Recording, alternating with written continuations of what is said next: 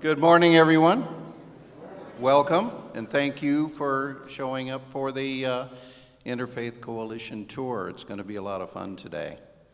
I want to let you know that in case you'd like to watch this piece again, or you would like to have someone you know or a relative take a look at what's going to go on in the next hour, we're streaming this. We're live streaming it, so it's going to be on St. Victor's Facebook page. Cool things. I really appreciate it. Everybody coming out. We've got a lot of good things that are going to happen today, and so without further ado, and I'm going to introduce Pastor John Weaver from Bethel Lutheran Church.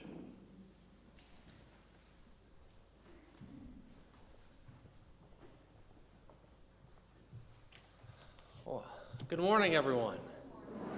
What a beautiful day we have today. I want to thank Mayor Wheeler for your leadership in this, and for Father Allen for your leadership in this today. Thank you both. And thank you all for coming here this morning. I want to make one note before we really begin. Everyone should have received a map. Now, there are two versions of this map. There's an A version and a B version. Okay? And it says Group A or Group B at the top of the map.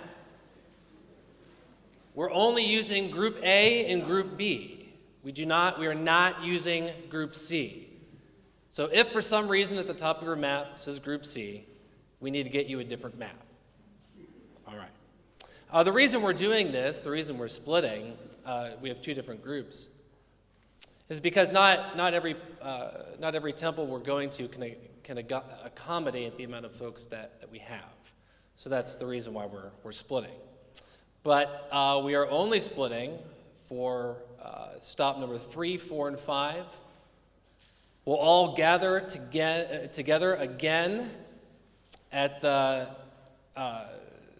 Hindu temple, which is stop number 6. Another note to make on your map is that there is some red lettering that indicates a road is closed. However, that does not affect us today because it is after the Buddhist temple. So if you're plugging in the address to your phones as to where you're going, just follow that and you'll get there and be just fine. You shouldn't run into any construction. Lastly, when we visit some of these temples, there will be instructions as to head coverings and shoes as well. Some places we will be taking our shoes off. There will be places to place our shoes outside of the main temple area, as well as head coverings. So just be aware of marked signs for those. If you have any questions, you can ask those who are volunteering at the temples. Do you have any questions regarding anything I've just said? All right. Well, selfishly, I wanted to say a couple things. I went to Hiram College, and my degree was in religious studies. And I just want to say that this Richfield area is such a unique and diverse area. We're really very fortunate to have all these different religious groups here in this area. And what an amazing thing it is that in sometimes a world that seeks to divide us by our differences, we decide to come here together today to celebrate what makes us unique and different, but also what makes us all loved. And so, as a community, thank you all for being here and for taking this time out just to take a peek and to look at something that might be different. So thank you for being here this morning. So, as the mayor said, I'm Pastor John Weaver, and I serve at Bethel Lutheran Church just down the street here. And today I want to talk to you a little bit about what Christianity means from a Lutheran perspective. Now, we come together from different faith traditions, each with our own prayers, with our own customs, with our own sacred understandings. But what we share today is sacred ground, the longing to understand God, and the desire to live in harmony with one another, into community with each other, and with the one who made us. My Catholic brother here will speak about Christianity through the lens of the Catholic tradition, its depth, its continuity, its engagement with the modern world, and the charities that the Catholic Church supports today.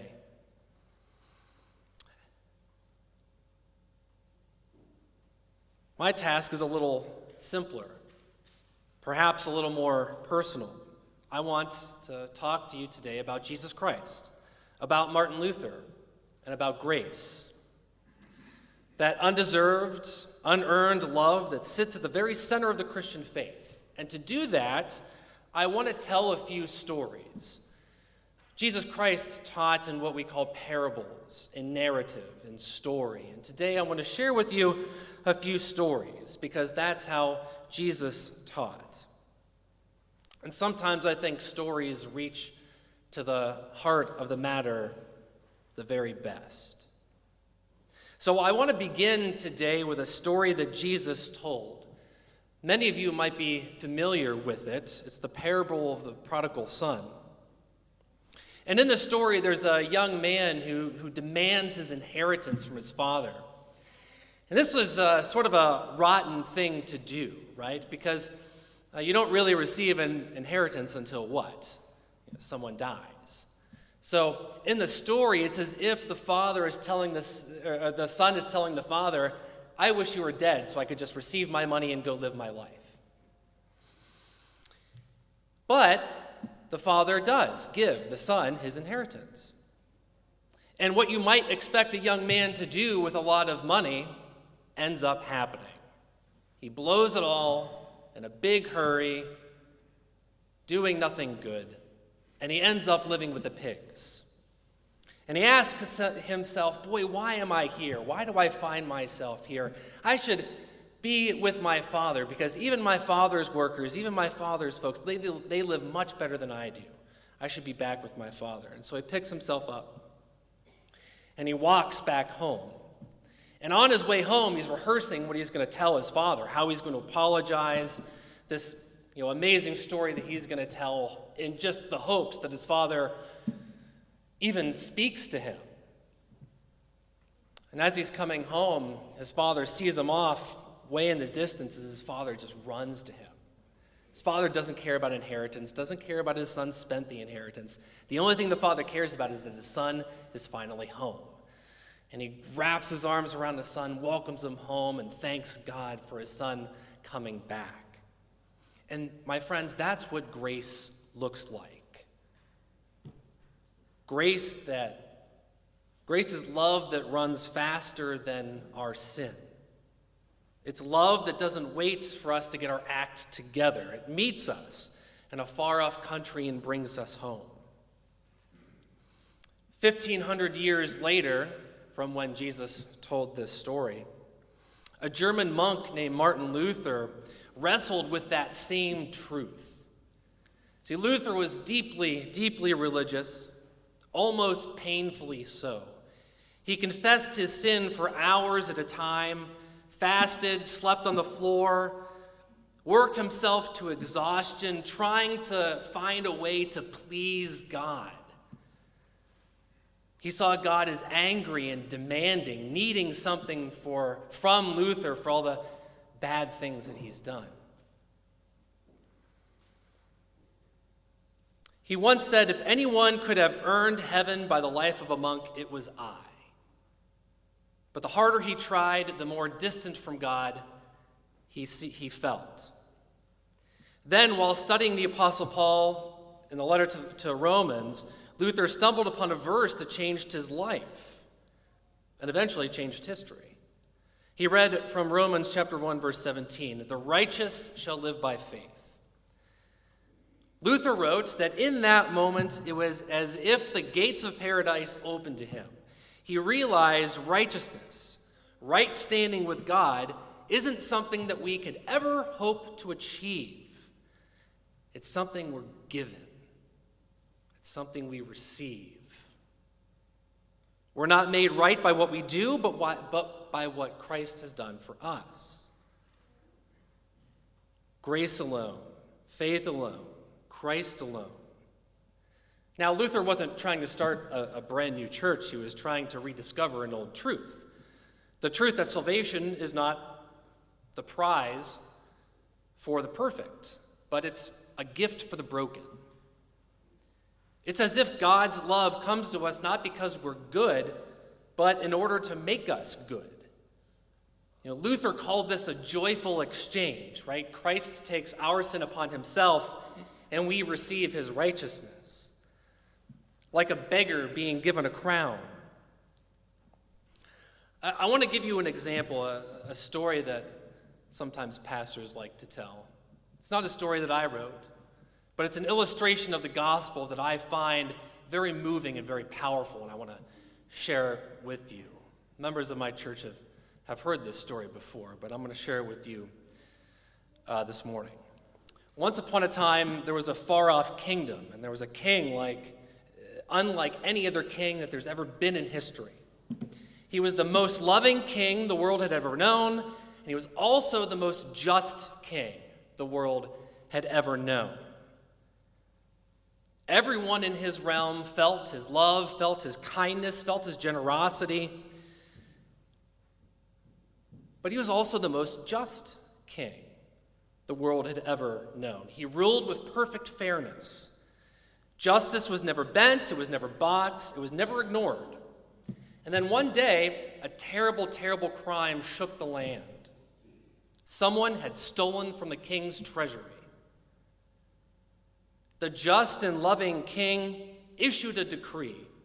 Whoever was stealing was to receive 10 lashes in front of the entire kingdom.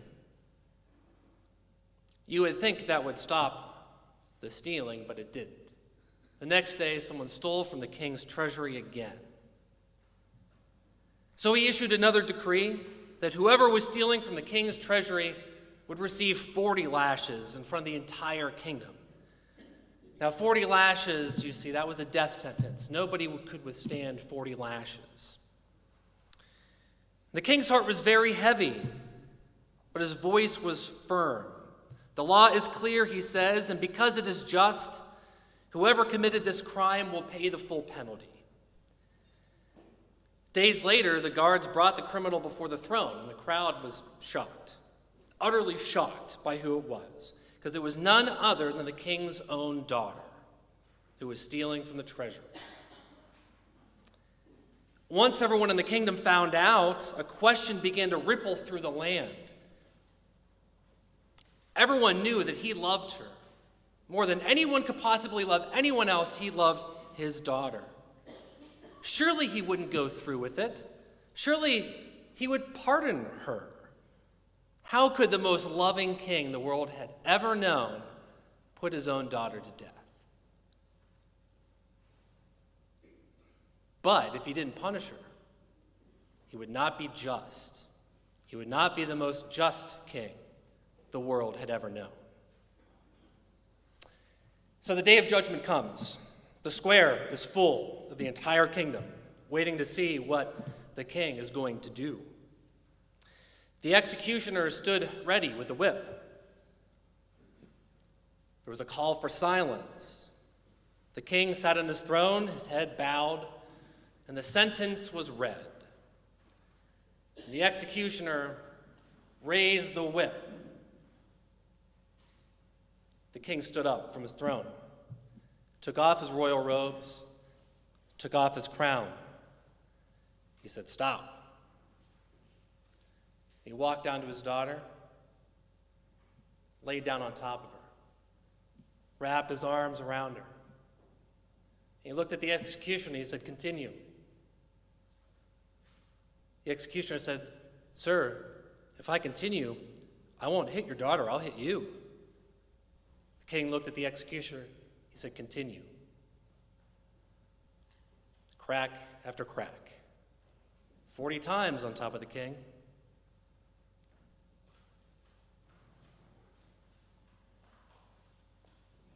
Justice had been satisfied. The law had been upheld. But love won the day. That is grace, my friends. That is what we Christians say that Jesus did for us. The punishment that we so rightly receive, or should have received, Jesus took for himself on the cross.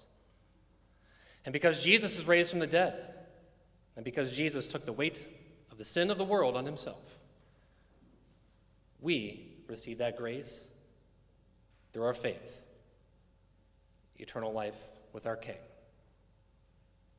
Amen.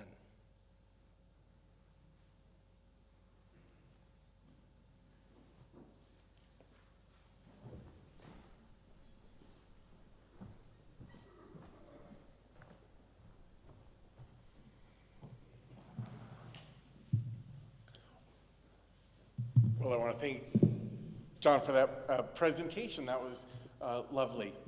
So there are actually two Allens here today. There's Father Allen, who is going to speak next, and then there's this Allen, who is the minister at Richfield United Church of Christ. When I got here, there was good news and there was bad news. The bad news first was that I was speaking second, and he gets to say all the good stuff. But the good news is I'm not speaking third, and there's nothing going to be left for you. There's also good news for all of you out there.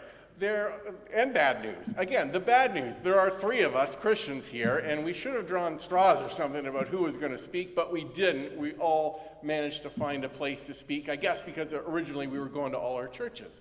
That's the bad news. The good news is I'm going to be shorter than John, and so maybe it won't last that long. I went back and I took a different kind of look at what our task was today. I was assuming that I'd be talking to some Christians, but also to many people who aren't Christians, who maybe don't know all that much about the Christian faith. And so I said, let's start with the basic ideas and the basic outlines.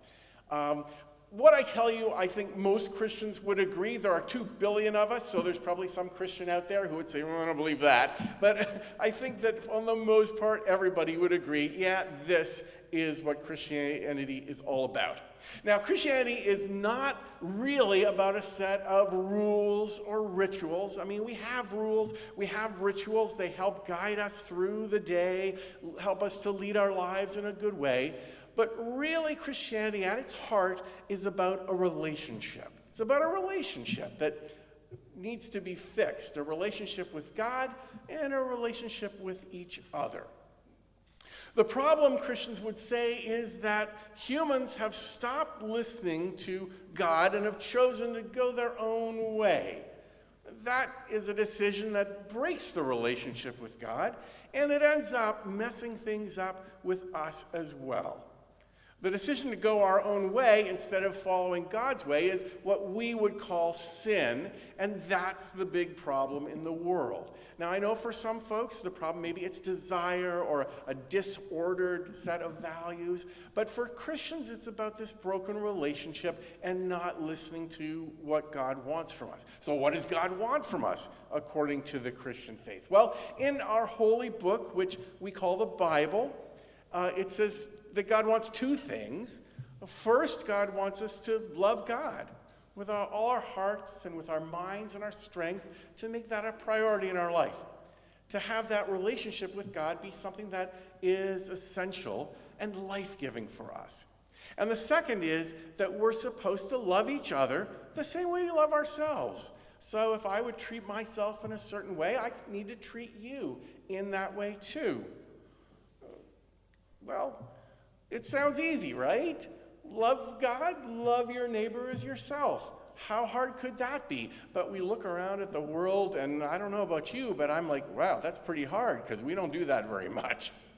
We see people, instead of loving God, we see people using God to manipulate people or cheat them out of their money or to tell them what to do, using God's name as the authority, or to divide people into different religious groups in order to fight against perceived enemies. There's a whole lot that can go wrong there.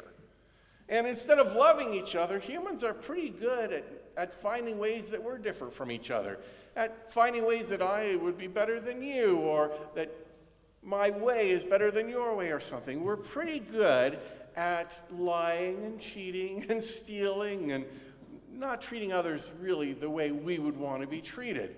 So it's a mess out there. Now, Christians say that God's solution is pretty radical. According to the Christian faith, God's solution comes through a person named Jesus of Nazareth. And Christians believe that Jesus was not just a great teacher or a prophet, though he was that, or a healer, a wise man, but that Jesus was God, the creator of all the universe, entering into the creation and becoming one of us, that God became a human being. That's crazy, but that's what Christians believe. It's an amazing thing. Now, let me just be clear. Christians don't believe that this human Jesus became God. They believe that God entered into the world and became Jesus.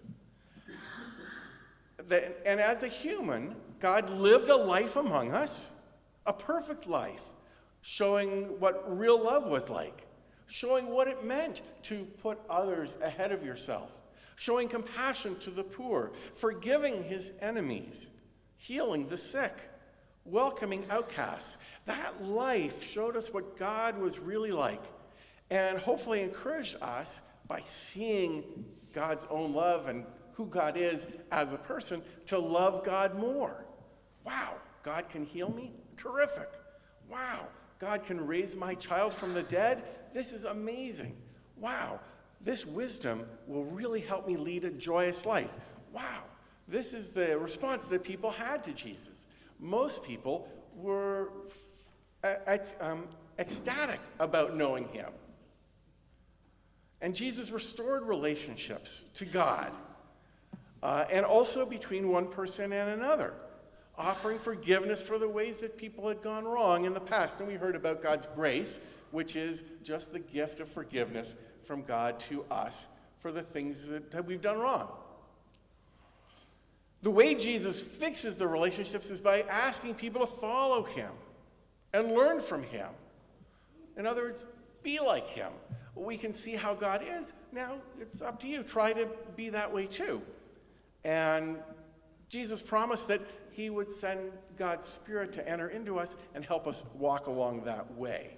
So we learn from Jesus. And as Christians, we try to become more like him by following him, more loving, more kind, more generous, more gracious, because we know God has been loving, kind, generous, gracious to us. Jesus himself said that he was the way to God, and I think that's true for my experience anyway, because having a healthy relationship with him is the same as having a healthy relationship with God. But unfortunately, there were some leaders who resented the way that people follow Jesus instead of them. Well, it's always the way, right? Their relationship with God was so broken, they didn't even recognize God walking among them. And so the leaders agreed to put Jesus to death on a cross. And we can see that here. Christians commemorate that event with crosses in our churches and on the roofs of our churches and sometimes around our necks. We have this symbol of Roman torture and persecution as a sacred symbol because Jesus was put to death on a cross and ultimately died on a cross. Christians see that as not a failure, but as an act of self-giving love. Since from the cross, as God, Jesus could have decided just to destroy all his enemies, but instead of doing that, he absorbed their hatred and their bitterness, and he offered them love and forgiveness in return. Right from the cross, he said, "Forgive them, they know not what they do." They don't know what they're doing. They wouldn't be doing it if they knew it. So Jesus was there to break that cycle of hatred and revenge and restore with forgiveness and love. Christians took Jesus down from the cross and they put him in a nearby tomb, and for a couple of days they thought that was the end of it. But then they went back to the tomb and they found that it was empty and that Jesus wasn't there. And they then started wondering, well, what has happened to him? What has happened? Where is Jesus? Has someone come and taken him? But then later that day, Jesus started to appear to his disciples in different groups, showing that he was alive again after being dead. And they were astonished and delighted and overjoyed. And for the next 40 days, Jesus appeared to people, large and small groups. At one point, we learned from the Bible, up to 500 people Jesus appeared to alive, showing himself alive after his crucifixion. Christians take this appearance of Jesus after death, his resurrection, we call it, that he was dead but is alive again, as a sign that what he said was true, as a vindication of who he was, and a vindication of his promise that if we follow him, we, though we die, will also in turn rise to new life. If Jesus could do it, if he could make his promises come true in his own life, well then that gave some hope anyway that God or Jesus could do that for our lives too.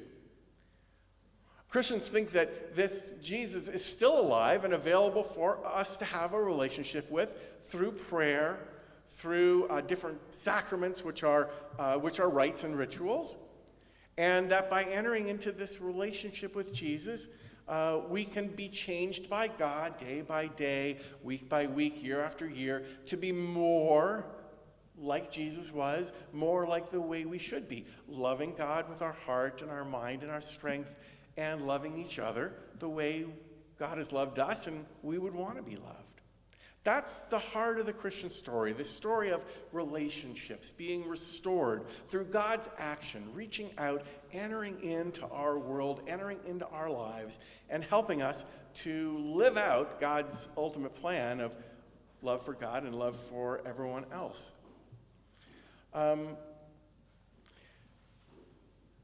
There are a million other things that I could say. This is like version 37 of what I had here. And of course, there are a ton of things that I might have said. I didn't say much about the Christian holy book, the Bible, which is the basic text of our faith and helps guide us in our thinking about God and the world. I didn't talk about God as the creator of all that is, because Christians believe that without God's action, we wouldn't be here. Nothing that is would exist. I didn't say much about that. In fact, nothing until now. And I said nothing about Christianity's roots in Judaism, which is another religion far older than Christianity. I didn't mention that, or how Christians think about God as being one God, but being known in three persons. We call that the Trinity. There's an insistence God is one, but also known as three, but that still doesn't make three gods. That's a mystery, and I could talk for 18 days about that. And still you wouldn't understand.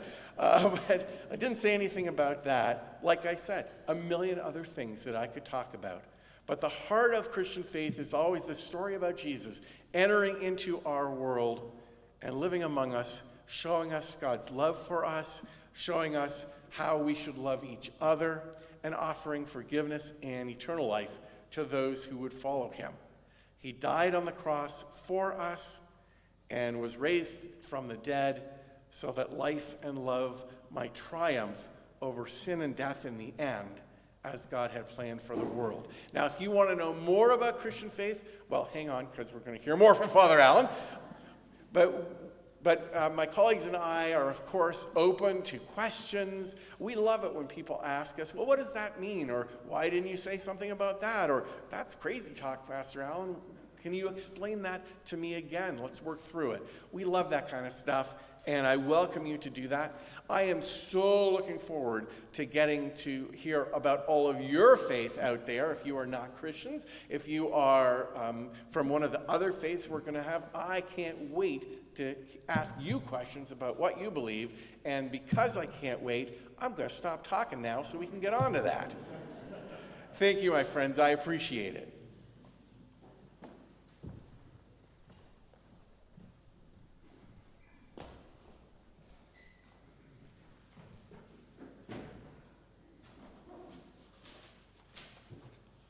great to see everybody. I really love it when Pastor Allen is around because it reminds me of one of his predecessors. I think some of you might know John King, who was pastor of Richfield UCC. And John and I are very good friends, and I always feel a connection with the Richfield UCC for that reason. Also, I was very good friends with his brother Russ, and his brother Russ and I were best friends in college. And some of you may know the story that Russ passed away the summer after our college graduation. It was a very traumatic situation. Now, Russ and I were in the seminary together, both studying for the priesthood. And in the interim, he had discerned out of the seminary and decided to embark upon a different kind of career path. But I remember a conversation I had with Russ about his leaving the seminary. And he said, I really love God and I really love the faith. And he was an incredibly spiritual, prayerful, holy person. And he said, I love the church so much, I don't want it to be my job. And I really understand that because on a day like today, people like John and Alan and myself and the other holy ones who are religious leaders here can sort of step away from their job and just become immersed in the mystery of God without any of the church politics or finances or infrastructure or any of those concerns. It's just a day to encounter God and to do so in the presence of so many other faith-filled people. So it's really, truly a gift. I'm also struck by the commonalities among all of the religions in terms of some of the ethics and some of the beliefs in humanity that are shared. And even among the religious denominations who are represented here, as different as they are in some important and noteworthy ways, there is so much in common. I wonder if it's like 95 or 99% of the beliefs that we share are very much the same. I loved what John said about the sacraments or the sacred mysteries that we have, which in Catholicism are things like baptism, confirmation, Eucharist, etc. The sacred rites that we have, we consider them encounters with God. And I love how John said that our faith is not a reward for the righteous. Like our sacraments, when we come forth, let's say for communion, when we receive communion together, we believe that Jesus Christ is becoming bread and wine for us, so we in turn can become Jesus Christ for others. We don't see these sacred actions as being rewards for being righteous or, affirmation for being better than other people. Absolutely not. Our sacred rites are an invitation into communion and conversion and encounter with one another in Christ, in God. So I like that very, very much. Alan said something else that I like very much, and I can't remember what it was right now. There was, John said the thing about religion not being reward for the righteous. The thing about personhood, the relationship with a person, that we see our faith not as a practice, but as relationship. That's I remember, that was good. So yes, so that's very good. So and I think that's true for all of us, that we see God as one who calls us into communion, into relationship. And our belief in Jesus Christ is not only the belief in a historical person, but a person who has a presence within us and among us. So these two elements I thought were really, really very noteworthy, and I appreciated that because these are things that are commonalities among all of the Christian mainline denominations. So I really was happy to hear that. So I was going to tell a story about two other people. I was going to tell a story about two Leos, believe it or not, two Leos.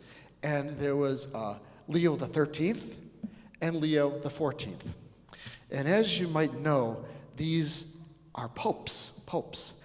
And the Catholic Church is hierarchical, unlike other churches. And I don't know if there's any Friends or Quakers among us, which is a non-hierarchical faith system, which I appreciate that. But Catholicism is very hierarchical, with a pope at the top. And then the pope is in union with all the other religious leaders under him. And there's more than just Roman Catholicism like here. There are many branches of Catholicism in the East: Byzantine, Ukrainian, Malankara, a whole branch of Catholicism that is within various Indian cultures. So the Catholic Church has many, many branches, of which the Roman Catholic Church is most popular in the West. But the Pope is in charge of this whole organization. And so the two popes, Pope Leo and Pope Leo, are very interesting because they're like bookends encompassing a very, very intriguing part of human history. So Pope Leo the 13th was a pope at the end of the 19th century, after which humanity had experienced a great shift from an agrarian world to an industrial world. And this shift from agrarian to industrial brought about a huge change in terms of how people were structured, how human beings structured themselves, moving from the countryside into the city. And there was a great deal of dehumanization, great pockets of poverty, hunger, unlike was ever seen before.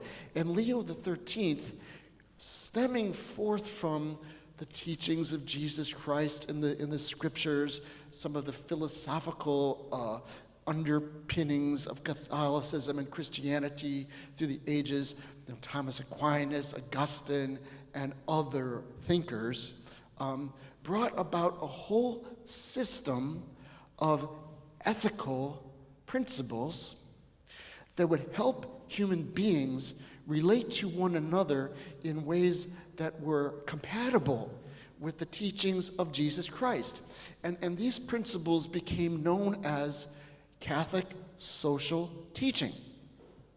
Catholic social teaching pretty much had its beginning, or its major presentation, in the year 1891 with a letter or an encyclical of Pope Leo XIII called Rerum Novarum, Latin for new things. How do Christian people live the faith in the context of the Industrial Revolution in order to be faithful to gospel principles?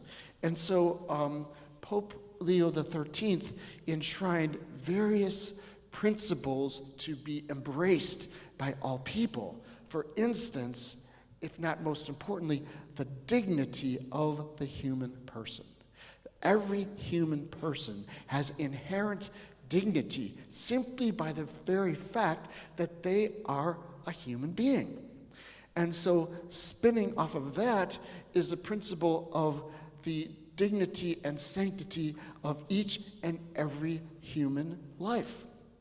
And this is the second principle that Leo expounded upon.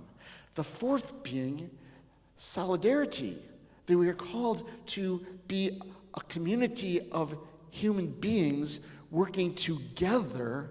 This is to counter principles of individuality and greed and selfishness, that we're called to solidarity and the principle of the common good.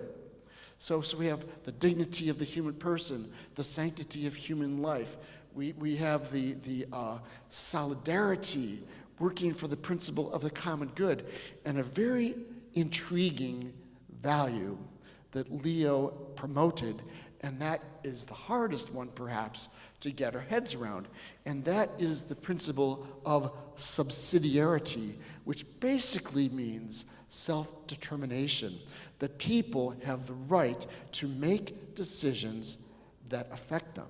That decisions and plans and programs are not to be imposed from on high, but everyone should get a voice in what these programs and plans are and how they affect them. So, dignity of the human person, the common good, solidarity, subsidiarity, these have been promoted from the time of Leo XIII in 1891, and for 130 odd years, these have been the hallmarks of Catholic social teaching, which is a characteristic of Catholicism, but it is not unique, because you will see these same values promoted and enshrined by all of the mainline Christian denominations, and I would venture to guess many, it'd be compatible with the beliefs and the practices of many of the religions of the world. And so the second Leo, as you may have guessed, is Leo the 14th. And he is the current Pope of the Church. And between them, there are several popes, all of which continue to embellish and promote the values of Catholic social teaching in their own ways and in their own times, as the system of Catholic morality has become a little bit more, not so much complicated, but elucidated and enriched by the teachings of the other popes moving forward into the future. But now, most recently, this brand new pope, Leo the 14th, has taken it a step further in his first letter, which was not an encyclical, but it was a little bit lower of importance, and like an apostolic letter of sorts, in which he completed the draft that was begun by Pope Francis, addressing the problem of global poverty. And this is the very first public pronouncement of Pope Leo XIII, is if we are going to address the social needs of our world, we have to address the issue of global poverty. A couple weeks ago, in the sermon here at Mass, I quoted a holy woman of the Catholic Church, Dorothy Day. Dorothy Day, among other things, said that world peace begins when hunger ends. There will never be peace until all the people are fed. And so Pope Leo XIV is promoting ways in which poverty can be addressed, and that there's no political system that is perfect. Go through all of the classic political systems, economic systems. None of them by themselves are sufficient to meet the needs that humanity is presented with today. So I find something really, really interesting, and you could all maybe give this a little bit of thought going through the day. So Leo XIII, he was spurred on by a great revolution, the Industrial Revolution, moving from agrarian life to urban life. And all of these teachings of social conscience, the social conscience, spurred from that event. Applying the teachings of Jesus Christ, the teachings of the Holy Book, the Bible, applying those core principles to specific situations in the world today. Now, Leo the 14th, he is also leading Catholicism in the wake of a huge, huge, earth-shattering evolution of the human species. And I wonder if anyone can guess what I'm thinking about. Artificial intelligence. Artificial intelligence is going to affect us moving forward in no less catastrophic a way as the Industrial Revolution did in the 18th century. And so part of the challenge of Catholicism and one of the challenges of Pope Leo the 14th is how are we going to address these new needs that are being presented to the human family, some of which can be very powerful for good, and some of them quite the opposite. So that will be the challenge for people of all faiths as we move forward into the rest of this 21st century.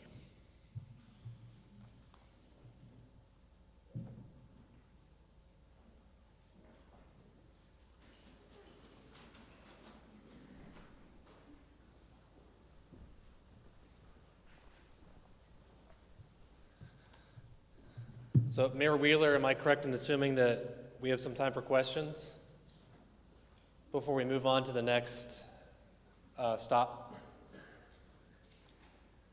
Yes? We can ask if anyone has any questions. Those were three very powerful talks, in my opinion, and very informative. And you're all awestruck, all speechless.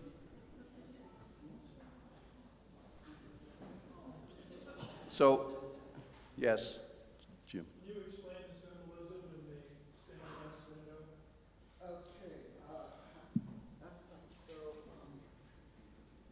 You might need a microphone, though. Yes.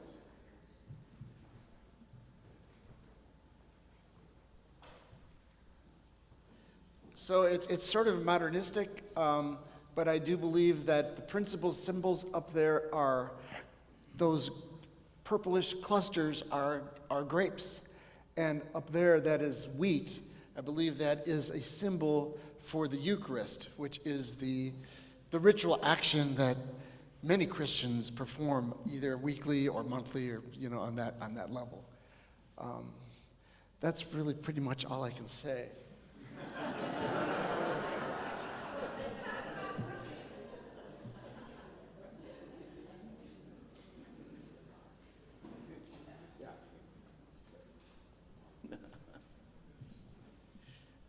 That's the extent of my knowledge about those windows. I do know that the artist was local, a Canton artist who designed many of the windows. These are very small compared to Saint Sebastian in Akron. Those are all by the same artist. There's a beautiful chapel up in Cleveland at what used to be called St. Augustine Manor. It's an octagonal church, and every single wall is a window, about 4 times the size of those.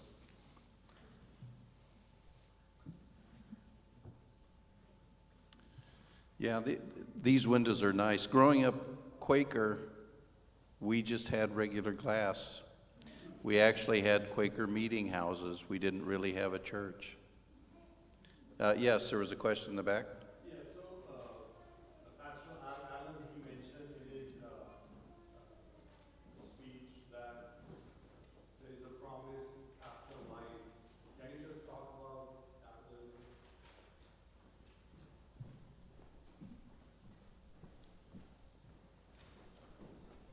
Sure, thank you. That's a great question. So, probably everybody is aware that we are all going to die at one point, and the earthly portion of our life would end. Now, Christians think that there is an afterlife, that this life that we live here on earth is only a small portion of the life that is available for us through knowing God, and that God has a place which we call heaven, where the souls of people will go to be with God. When Jesus talks about what that's like, it's almost always using symbols of a party, a celebration. It's a banquet. It's a place where people see each other again. Jesus himself said before he was crucified, he said, "I'm going to go ahead into heaven and prepare a place for you. And when I go ahead, I'll make it ready, and when the time is right, I'll come back and take you to be there with me so that we can be together forever." Now, and that's the Christian hope, that those who have died before us are still alive with God, and that we will be able to be with them again in a place where all of the suffering of this world, the illness, the handicaps, the death that surrounds us is gone. And in that place, God's intentions for humanity to live a blessed life, to enjoy God forever, and to enjoy being with each other forever are fulfilled. And that this will be, we say, for eternity, going on forever. So that is our hope, that this life that we live here, with all its pain and suffering, is just a prologue or an opening act to something that is a life that is much, much greater and larger, in which all the pain and suffering is gone, and we live with a kind of joy that God intends for us to have. Thank you.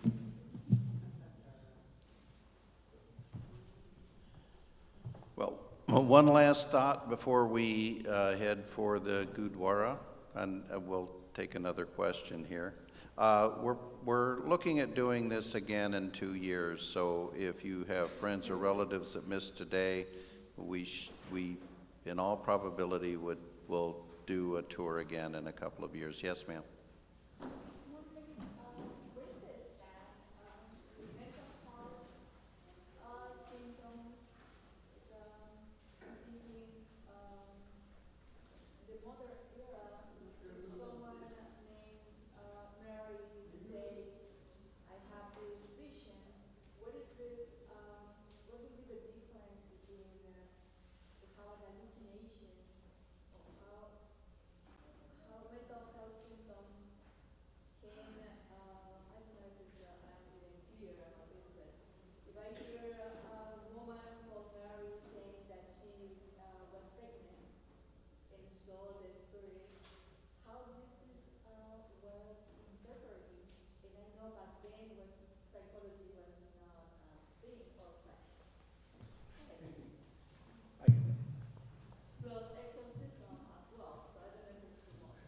So I think I understand your question. So I'll say two things. First thing is prophecy. So the unfortunate thing about prophecy is that when you're a prophet, no one's going to know you're a real prophet until your prophecies become true, right? So in order to be a prophet, they have to become reality. So for Mary, Mary receives this message from an angel saying, "Hey, you're going to become pregnant with the Son of God. Please name him Jesus." And and she gets this message, and she trusts that it's going to be true. So how do you know the difference between whether it's true or whether it's a hallucination? Well, we believe that Jesus is the Son of God, and that Mary was a virgin, and that she really did give birth to the Son of God. That would be my answer to that, unless you have anything else to add to that. All I would just say is that whole story of the Annunciation, when the angel appears to Mary and says that you will be the mother of Jesus. This is a perfect story to illustrate what Pastor John was talking about, grace. That is probably one of the biggest grace moments in the New Testament, or the second part of the Bible, because the angel says, hail, full of grace. In other words, God was within her. And that's another way of looking at grace for us, is that grace is God's life within us.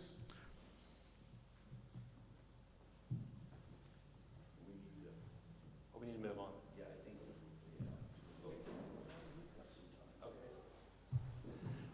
I was just going to say, you know, we're so just to sort of wrap this up, we're saying that God, the infinite, decided to become finite, to put on flesh to live among us, to show us the ways of grace and love and of charity, of what you spoke about too, both Pope Leo the 13th and Pope Leo the 14th.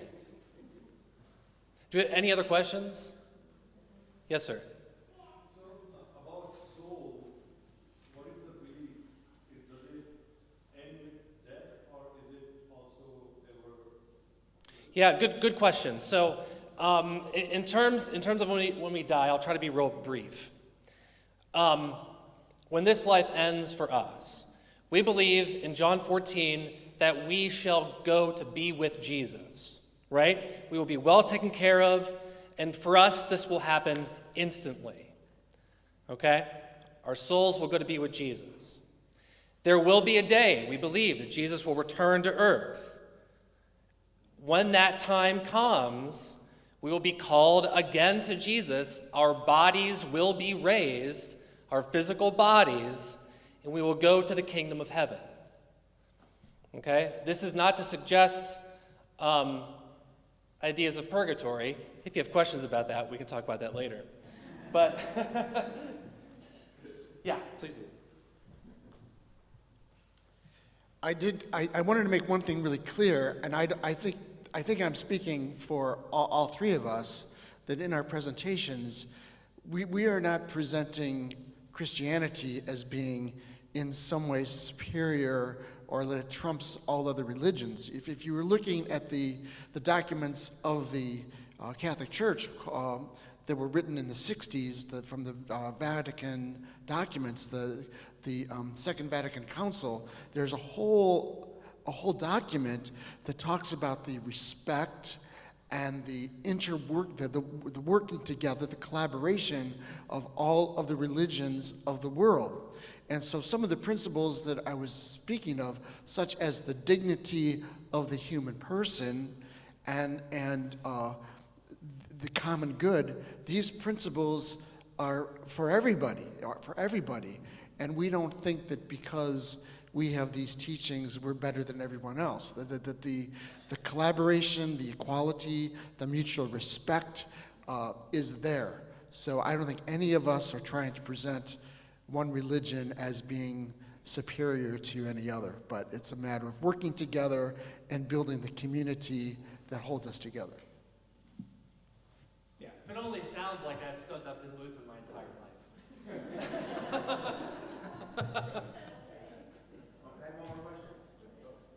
Yeah. Does the Christian faith and the Bible say that Jesus is the one true way to heaven? Well, we read that in John chapter 14, verse 6. I am the way, the truth, and the life. No one comes to the Father but through me. As a religious studies major, and I have a respect for world religions, studied many of the world religions. I wrote a paper on this very subject. It's like, is Christianity the only way into heaven? Well, no, I don't have the answer to that question. I know what my Holy Scriptures say.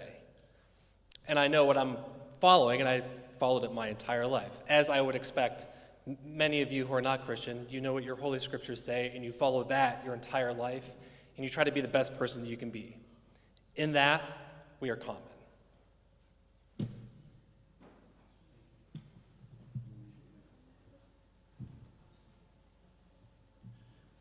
Okay, well, we will adjourn this one, and we'll see you all at the Sikh Gurdwara in 15 minutes or so. And remember, you'll have to take your shoes off and either have a head covering or they'll give you a head covering when you're there.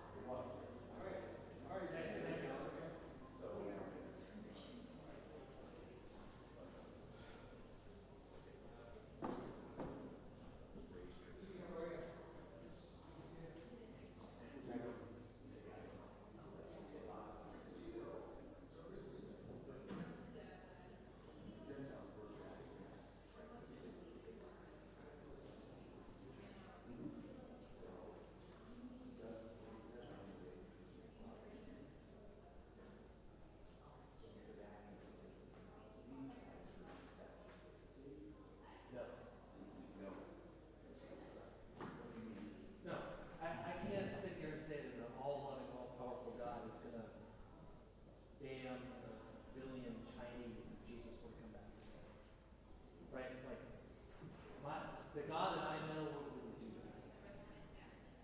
I would argue that you were wrong. Because the Bible, I read and readings and I was reading. Jesus said, he is the only way.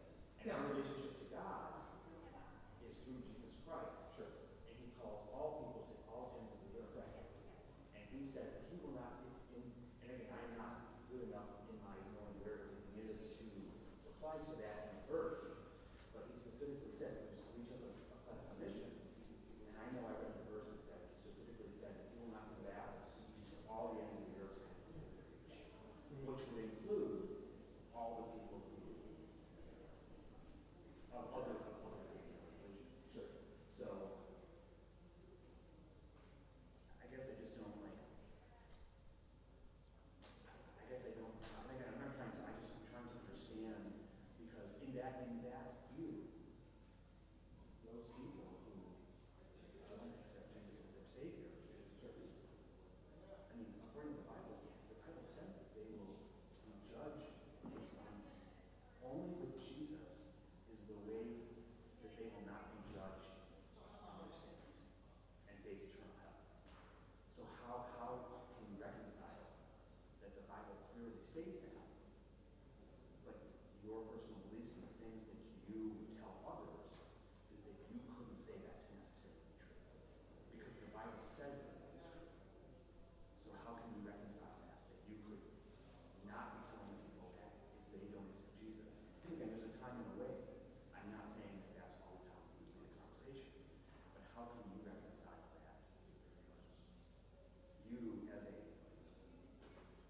man representing God directly, is not telling people that if they don't accept Jesus, you're basically, I'm not sorry, I'm not trying to test you, so I don't You don't have to walk on eggshells. but it makes me like I'm like shaking with like the feeling that potentially you are leading people, you are allowing people, if you tell them that no, I can't say right now that if you don't believe in Jesus, that the God I know would send everybody to hell. Well, let me ask you a question. What is grace? Jesus dying on the cross was grace. I think we can agree on that. Okay. Well, what is it for you? Tell me about grace. What do you mean? That is grace. Grace to me is that I deserve eternal hell. Okay. But Jesus, God sent his only son to die on the cross for me. And that I understand. So tell me this. If the God, if I believe that Jesus died on the cross, if I believe that the Bible says that, that I believe that Jesus died on the cross for me, and I need that relationship to have a relationship with God. And again, I'm saying, if everybody else is still going to get to the same place I am, because that argument would say that everybody. Well, hold on, that's not what I said. That was my question, like what would the qualifier to get into heaven? Right. If it's So not you're saying a Jesus, Muslim is it just being a could good get into person? heaven if they do what? If a loving God would not send them to hell, what do they have to do?